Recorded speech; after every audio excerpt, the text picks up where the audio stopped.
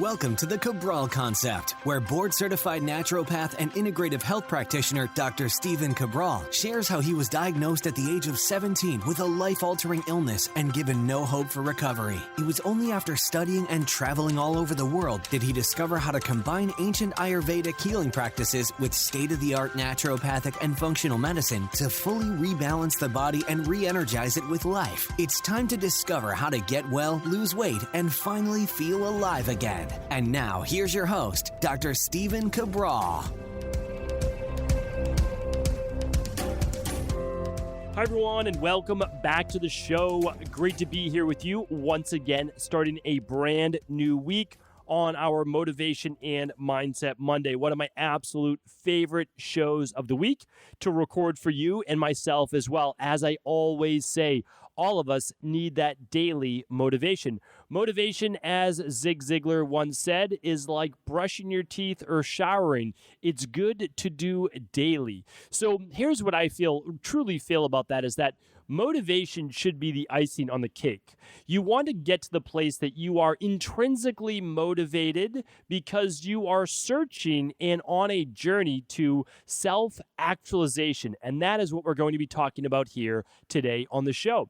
So many years ago, 1908, Abraham Maslow was born. He is best known for his self-actualization model, essentially a theory in psychology that has people transcend from basic needs to deeper psychological needs, and then once those are met, moving towards self-fulfillment needs. Now, there's a big difference between basic needs, psychological, and self-fulfillment. We're going to get into those today. But why this is so important, and I've actually done a show many, many years ago, well, I guess many, at least 2-3 years ago, on this hierarchy of needs. So it's called Maslow's Hierarchy of Needs. You're welcome to look more into it. I've given book recommendations as well, and of course, I could link up one of those books here today.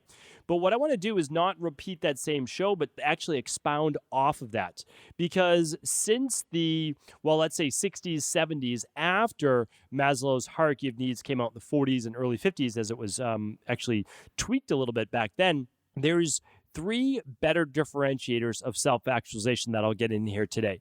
But we have to understand, and you might already be, I guess, somewhat aware of what self-actualization is, but it's the highest level of human being, meaning it doesn't mean that you are better than anyone else. It means that you have the same faculties essentially as everyone else. However, you've been able to tap into them to a deeper level. This is open to absolutely everyone. That's the amazing thing. But oftentimes most people never get there, and that is because their basic and psychological needs have not first been met. But once they are met, it opens you up to a whole new world of discovery, of actually being more childlike again, of beginning to play again, of beginning to absolutely increase your level of happiness to a level that you never knew existed before, simply by being more curious, by using more of your passions and purpose. But first, we have to get there. So what I want to share with you here today is how we ascend that hierarchy, and also maybe how you can help others come along for the ride with you. So let's get right into it. When we look at this hierarchy of needs, and I'm going to link this up here today. So if you go to stephencabral.com/1676, I will link up the original 5-part pyramid on the Maslow's Hierarchy of Needs. And then I'm also going to link up a newer, more modern pyramid that doesn't discount Maslow's Hierarchy of Needs, but actually builds upon it at the deepest level or the highest level, which is that transcendent base level of self-actualization. So it breaks it down, I think, into 3 nicer parts, which I want to share with you again here today. So the first part is basic human needs. All right, this is really important because we often see people in really difficult situations. They might be, let's just say, stealing. They might be doing things that most of us would deem wrong. But you have to understand that there is a level of need that has to be satisfied for human survival, and that's these first 2 levels. So there's food, there's water, there's warmth, and there's rest, okay? We need those 4 to live. So, as they often say, you can go 3 weeks without food, 3 days without water, and about 3 hours in the cold, right? It's the rule of threes. Now, it's not perfect, of course. You could go a year without eating. Some people have, but I don't recommend it. Those are obviously doctor supervised for people that are quite overweight and they're just getting basic nutrients, no calories. Again, I'm not recommending that, but we know it can happen. But it's a good principle for most people, and it holds pretty true. 3 weeks without food, 3 days without water, 3 hours without warmth in the cold. Okay, and then there's rest. Now, again, most of us need 7 to 9 hours of sleep per night. That's about the parameter. Everyone falls within that. Sure, you can get away with less, but for sure, it's also deteriorating your health. The longest someone's gone without sleep, I believe, was 11 days. That's obviously quite some time. That is not an experiment I recommend anyone to try to beat. So those are our physiological needs, and we need those to survive. So if someone's starving or their family's starving and we see them go out and steal food or whatever it might be, well, again, like, are they a bad person? I don't want to necessarily get into morality here today on the show, but it's at least something to think about, because I think that as human beings, we need to have a lot more compassion for people that may not be on the same level of, we'll say, hierarchy of needs. Doesn't mean good, bad, better, best. It doesn't have anything to do with that, but it simply is. So if someone's starving and they need food or they need shelter or they need water, they need those things to survive. I mean, imagine yourself in that situation. You would do what you needed to do in order to eat or get your family water. So we also have to be careful, because we want to make sure that we want to live in a good civil society and all those great things where we can all feel this next thing, the next hierarchy, which I'll share with you in a second. But we also, that means that we have a responsibility, if we have enough, to be able to help others. I truly believe that. Now, that gets more towards the self-actualization model, because you already have to have these basic needs met, right? If someone doesn't have food and they don't have water and they don't have shelter, you probably think that they may be a little bit more selfish with what they do have, because they don't have a lot and they're also worried if they'll ever get it again. Hopefully, again, I certainly did not know this at all. And then I began to study more of this and I said, well, that makes sense. They're always worried about this next level, which is safety and security, right? So you're worried about, will you get enough food? And then you're also worried about your safety and security. If you don't know when your next meal is, if you don't know where you're sleeping that night, if you're in a dangerous situation, a dangerous relationship, or a dangerous neighborhood, community, whatever it might be, well, you are not satisfying your basic needs. If you're worried about your children's safety, you are now at just that second level. Maybe you have enough food, you have enough water, you have heat in the winter, right? Especially if you live where I do in New England, and you're getting enough rest, right? So those are good. Now you've made it to the next level. And you might say, well, now, but I'm worried still about my children's safety or my family's safety or my safety, whatever it might be. You're still at your basic needs. It's difficult to move on to this next level if you don't have these basic needs satisfied. And that is why, again, I do believe that once we get to a certain level, we will hopefully then be able to help not just give money. I really don't think that that's always it. It's also kind of helping to solve the problems at a local level, community level, that is not just a one-time thing, but how do we help in a deeper way? I'm not an expert in that for sure. I'm certainly not. But what I'd love to do is be able to represent or share the work of those types of experts, because, again, I am not an expert in that area. I'm simply sharing with you what's called a psychopathology.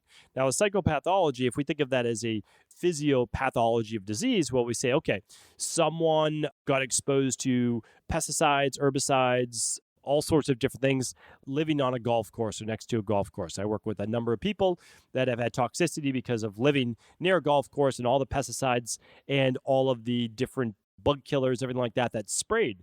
And because of that, it's obviously in the air, and maybe they're a quarter mile away or whatever it might be, and then they're exposed to it too. And over years, they slowly start to feel worse and worse and worse. It presents as like Lyme disease, but it's not Lyme disease, but they've got joint pain, they've got brain fog, whatever it might be. Well, what we do is we begin to look at what's going on outside of them, right? So that's called the physiopathological disease process. So we look at, okay, well, here's the toxin, here's how it begins to break down the body, and then we work backwards. Well, there's also a psychopathology of disease, and that's how your psychology actually infects the whole body as well. And that's worried all the time, or angry or bitter or feeling guilty. I talked about this in the emotional section of my de-stress protocol in the rain barrel effect. So many of you, I'm sure, recognize that.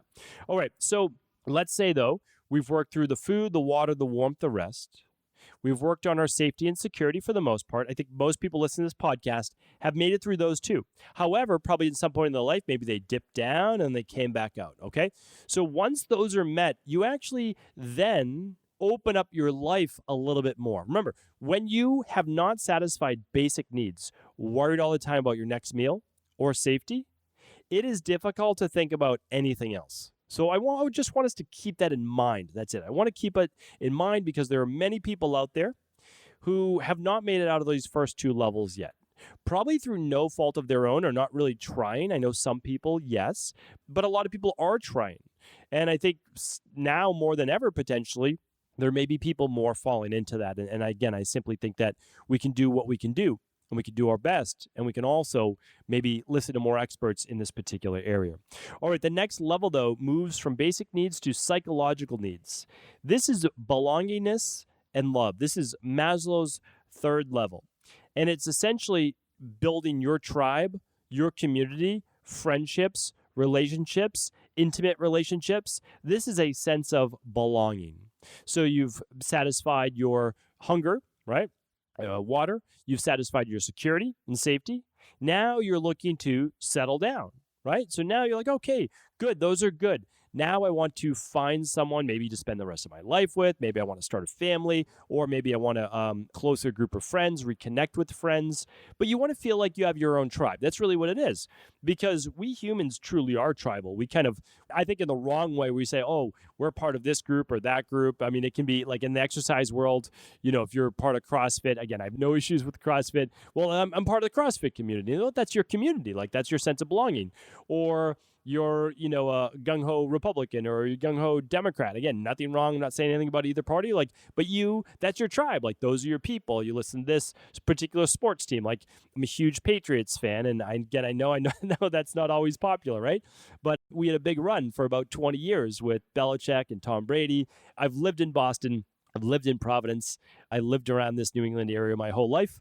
And that's what I grew up with. And I also followed the Patriots when they weren't good. But I'm part of what they call Patriots Nation, right? Like that's my tribe. So we have all these little groups that we belong to, and it makes us feel even safer. It's like, well, these are our people and we can rely on them, friends and family. And so a lot of us, I think, look for that. If we didn't have the family connections, well, we try to find the friends connections, or we have a group of people at work that we really enjoy hanging out with. Or, maybe we don't have a lot of outside friends, but our partner is someone that we are best friends with, and we really spend a lot of time with family. So that's that next level, is really the belongingness. And yes, love and intimacy come along with that, but that is the next stage. When that is met, okay, so we have our tribe, right? Basic needs, we've got our safety, we've got our tribe, our community. The next one is self-esteem, right? It's esteem. It's feeling some level of accomplishment in life. That's all that it is, really. Again, like I could break this down even further, but it's, you feel like your life matters because you've done something to make it matter, right? That's it. So it's like you are the best parent that you can be. You are, at this point, could be the best grandparent that you could be, because there's not a level. Like you could be stuck at love and belongingness for your whole life. That's what I want to share with you. And I don't think I expressed that earlier. You can be stuck at a level your entire life and not get to ascend that. Right? So maybe you're at level 2, basic needs, safety and security. You're always worried. Yes, and you might even be married. It's not that you can't, right? It's not that you can't be.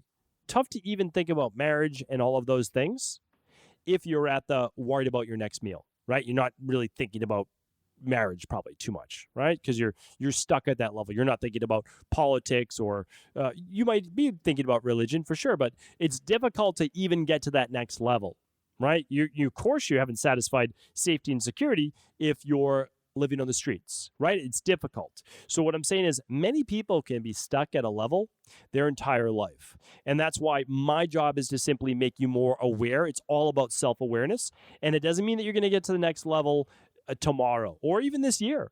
But it's there. And since you know it's there, then that opens up your mind to a new set of possibilities. Like, oh, Oh, that's the next level. Okay. I'm not there yet, but I know that I can ascend to that because I know other people have. And if other people have, then there means there's a blueprint or a model to follow. And if there's a model to follow, then I can do that, right? So like, that's what I really want people to get to is that there's a model, a blueprint, a formula for everything out there. I specialize in the health part of it. So that's what I give people. I give them the formula, the protocol, the model. This is what we do. We lab test. We find out what your deficiencies are. We find out what your toxicities are. We begin to move things like the pesticides at the golf course, the heavy metals. We begin to get that liver detoxing at a much greater level. We begin to seal up the gut wall. It's like all of these things. We give the protocols that enable people to rebalance their body. Well, there is that for everything else as well, for finance, for career, for relationships, for spirituality, for weight loss. There's a protocol for all of those. It's just in my field, I don't do all of them. I do the health, the weight loss, the anti-aging part of it. But if you're looking for a better relationship, this belonging and love model, that level, for sure you can learn more about that. It's just this podcast is not dedicated to that. Now, I do believe that the Motivation and Mindset Mondays, as well as the health, the tagline of this podcast is change your body, change your life. And that's because I don't know that you can have the best relationship possible. I know that you can, but I don't know that it's the best way to do it if you're not fully healthy in both mind and body. So that's why I say change your body, because I know that you can start there. I know that you can get rid of the pain, the inflammation, the blood sugar dysregularity, etc. I know that you can fix that. So if you can fix that, it also gives you the self-confidence, which is the self-esteem, to be able to do anything else. That's why change your body, change your life. Once I healed my body, then I had the energy, ambition, drive, and vitality to go out and live life to the fullest. Before that, I didn't have any of it. I hadn't really started my own business, wellness center, etc., until I got the energy back because I didn't know what I was going to be like on a day-to-day basis. I got that, and then everything opened up for me. That's why if you're looking for a place to start, change what you can change, and that's your body for sure. And that opens up the mind, and the mind, of course, then feeds the body as well. So we need to then accomplish something to look at our life and say, okay, what we are doing gives us a sense of, I think, pride in a healthy way is okay. Like you feel like, okay, I've done something. What I'm doing matters. My work matters. Or if your work isn't really a passion of yours, that's okay.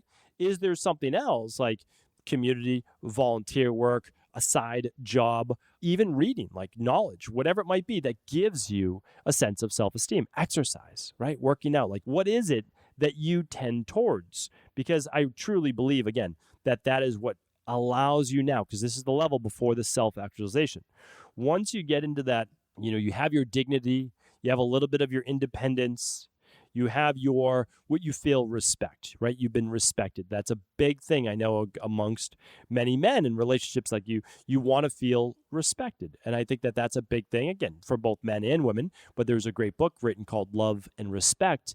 And it shows that one of the reasons why relationships aren't always working is because, I'm speaking in generalizations, but we have to understand is that in generalizations, many men are looking to feel respected and many women looking to feel loved or more loved. So again, total generalization, I understand that. But again, a great book written on it, and it can go a long way as just a starting point for relationships as well. But both of those are essentially part of the esteem level, right? We want to feel that we are respected, that we are loved. So now we can move to, once we have that, right? Once we have that, we're able to move to this last level, which is the self-actualization.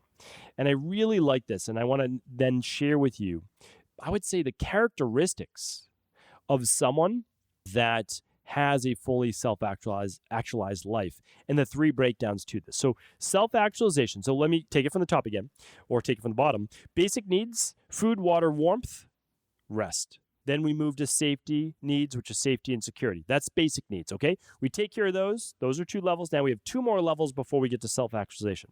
We need a sense of community, belongingness, right? Intimate relationships, friends can all be part of it, but we need to feel like we're a part of a tribe. Now, the next one is self-esteem.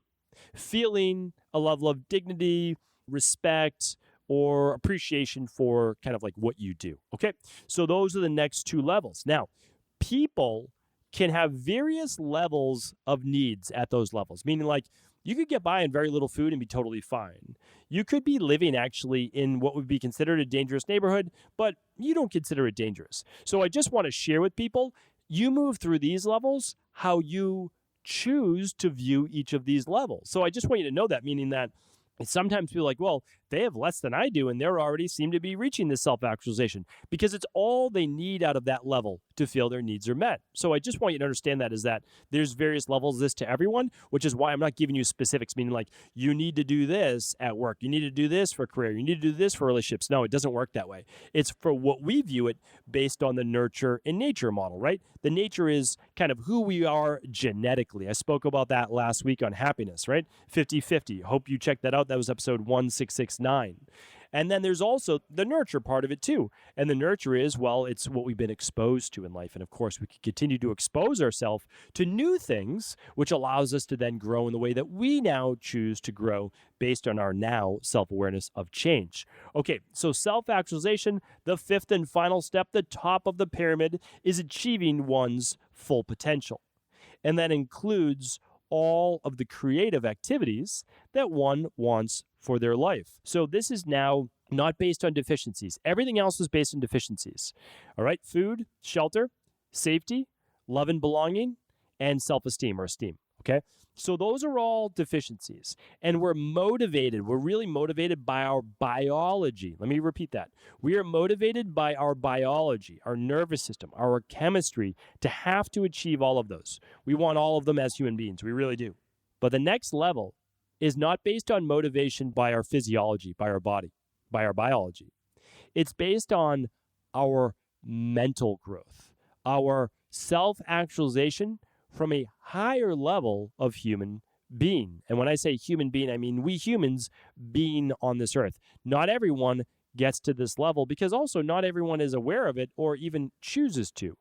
But this is the highest level. And again, not everyone is motivated to get there. I believe, though, that if you're listening to this podcast, you at least have an interest. And I hope that everyone has an interest because everyone is capable. Now, here's the big thing, though. When we move to this last level, it doesn't mean we're perfect on all the 4 levels below that. I just want you to know that. It doesn't mean you have to be perfect. But now you're at a place where the others have been met at least enough for you that you can begin to work on your highest good, your highest purpose. And this is what leads to a fully actualized and happy life. So I'm going to share with you 3 breakdowns of this self-actualization. These are newer, okay? The first one is cognitive self-actualization. And it's knowledge and understanding, curiosity, exploration, and really looking for life's meaning. And you don't get to explore these things, right, if you haven't achieved the other things. But that curiosity of life, that almost, again, I go back to, no one said this before, but I really go back to, it's like being a child again. So you start as a child, you're a stressed out adult, and then you become a child again at this highest level because the other needs are met. Life is good. And again, to enough of a level. And now you're free to explore life, curiosity, reading, and you're more open. You're like, well, maybe this side is right. Or, you know what? Maybe this side is right as well. You limit your judgment and keep your mind open. I love that. Love that part of it. The next one is appreciation and a search for beauty, balance, and form. Love this. By the way, I'm taking these specifics, these 3 new ones, from simplypsychology.org. Just want to mention that. I always like to give credit where credit's due. And although I've studied Maslow's hierarchy of needs for many, many years, the 3 new parts that I'm exploring right now with you through my own curiosity is something I learned through simplypsychology.org. Okay, so the search for beauty is that next part. And the last part is the transcendence needs. And this is where you go beyond self. And I love that. You go beyond yourself. So now it's really the pursuit of larger ideas in the world, of how to be a better service to the world at large. How do we improve nature? How do we improve communities? And this is really transcending you to then become you as one. You as the whole world being one. We have to look at ourselves as a yes, individual beings, but all acting as one, kind of that hive-based mentality. We're there for the greater good of this planet. We're here for the greater good of each other. How do we begin to evolve into more of that mindset? That's that highest level. And of course, you won't have that level of thinking when you're just trying to find your next meal. So again, I want you to see where different people are at, because you can begin to view people, not judge, but view people in the world around you and understand, listen, this person's not good or bad. This is where this person is on this hierarchy. This is where I am on this hierarchy. I've been fortunate enough to be able to go from here to here. How can I maybe help this person get to that next level if they choose to? Because our life is our life, their life is their life. They get to choose. That's one of their personal freedoms. But if they need a little help and they want that help, maybe we could be of some type of assistance. So what I want to give you now are characteristics of a self-actualizer, right?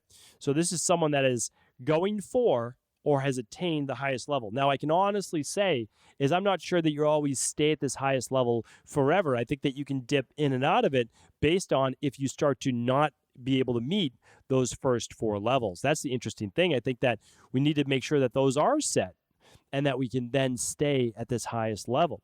So characteristics right here, again, simply psychology. They perceive reality efficiently and could tolerate uncertainty, right? So you're okay with some level of uncertainty where it doesn't stress you out. They accept themselves and others for what they are. They're spontaneous in their thought and action. They're problem-centered and not self-centered. They have an unusual sense of humor. They're able to look at life objectively, not just from themselves, but actually objectively from a third person. They're highly creative. They're resistant to enculturation, but not purposely unconventional. So meaning that they don't have to go along with always what's going on in society, but also just not counterculture for the sake of being counterculture. They're concerned for the welfare of humanity. They're capable of deep appreciation of basic life experience. They establish deep, satisfying interpersonal relationships with a few people, not millions of people, but a few people. They live and look for peak experiences, not necessarily expensive things, but really great experiences in their life. They have a need for privacy, and they are looking for the good of all, and they have strong moral or ethical standards. Now, the last part I want to leave you with today, I know that I'm over my typical time for today, but this is a really interesting topic for me. This is something that I try to work through on a daily basis, weekly basis, and say, how did I do this week? Because every week I'm certainly not perfect or great. Well, I would say no weeks I'm perfect, but some weeks better than others for sure. And I'm sure it's the same for you as well.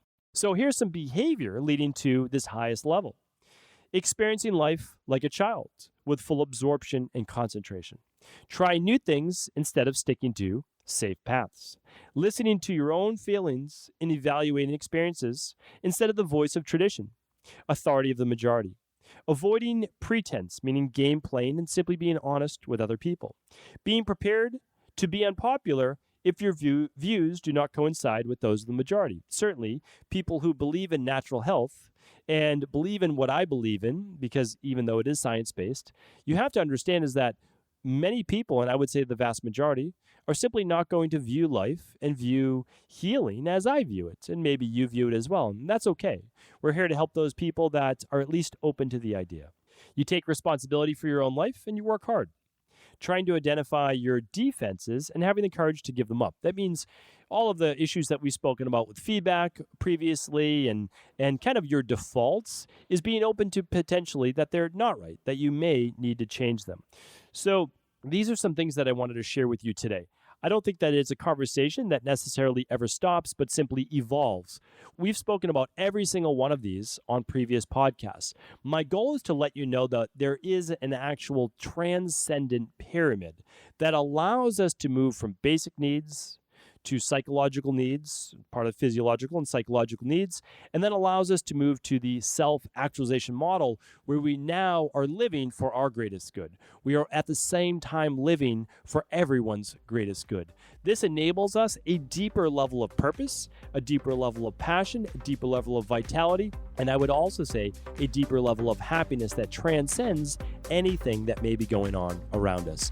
Hopefully you found this show helpful. Thank you so much for tuning in. As always, if this show was helpful, please do feel free to share it with anyone else you believe it could serve. Are you ready to heal yourself and then go on to heal others? If so, the Integrative Health Practitioner Institute can help you discover proven functional medicine protocols that blend the best of 7 different healing disciplines from around the world. I personally share with you the exact handouts and protocols I use in my private practice that enable people to get well, lose the weight, and live longer, stronger. I want to pass this information on to the next generation of health coaches, and that is exactly why I created IHP. We are the future of the health coaching industry, and the skills and knowledge you will learn will make you an in-demand certified health coach anywhere in the world. Although we have many medical professionals taking the IHP certifications, no experience is necessary, and half our members have no previous health certifications. At the Integrative Health Practitioner Institute, our motto is a health coach in every home. Our goal is that you take this knowledge and then share it with family, friends, loved ones, your community, or in a practice where you create a career you love and can be proud of. The global IHP community is filled with some of the most kind and caring people in the world, and we can't wait to welcome you into our world soon. For more information or to set up a discovery call with one of our IHP Health Coach graduates, simply head over to integrativehealthpractitioner.org.